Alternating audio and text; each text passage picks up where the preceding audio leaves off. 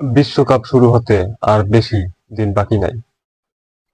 ইতিমধ্যেই বেজে উঠেছে বিশ্বকাপের ডঙ্কা। কে কাপ নিবে, কারা বিশ্বকাপে ভালো খেলবে, কারা সেমিফাইনাল খেলবে, সেই হিসাব মিলাতে ফুটবল প্রেমীরা ইতিমধ্যেই ব্যতিব্যস্ত হয়ে পড়েছে। Neymar, Messi, Mbappe, Lamine Yamal ছাড়াও অনেক তারকা প্লেয়ার এই বিশ্বকাপে দেখা যাবে মাঠে। অনেক তারকা খেলোয়াড় আছে যারা ইনজুরির কারণে এই বিশ্বকাপ খেলতে পারবে না।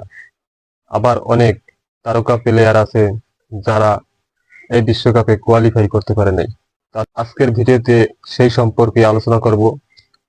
ভিডিওটি ভালো লাগলে চ্যানেলটি সাবস্ক্রাইব করে পাশে থাকবেন।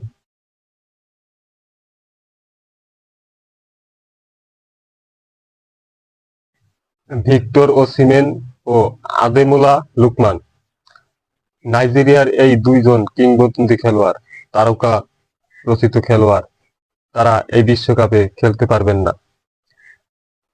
আফ্রিকান বাছাই পর্বে তারা ডিআর কঙ্গোর কাছে পেনাল্টি শুটআউটে হেরে বাছাই পর্ব থেকে তাদের ডানা ভেঙে দিয়েছে।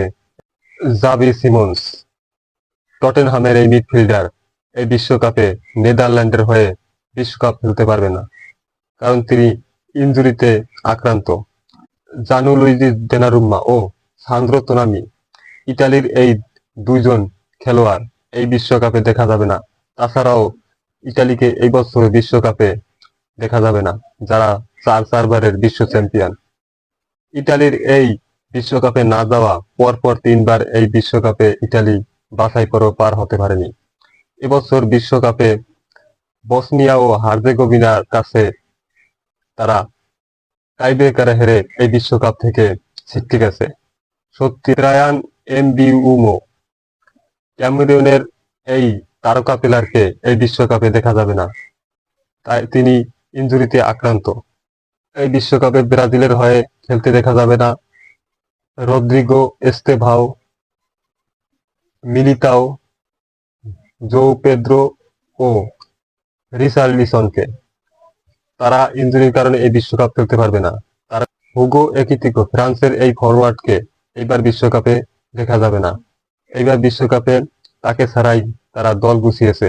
তাকুমি মিনগুনে ও কাওরো মিতোমা, জাপানের এই তারকা দুই ফুটবলারকে ছাড়াই এই বিশ্বকাপে তারা যুক্তরাষ্ট্রে পাড়ি জমিয়েছেন।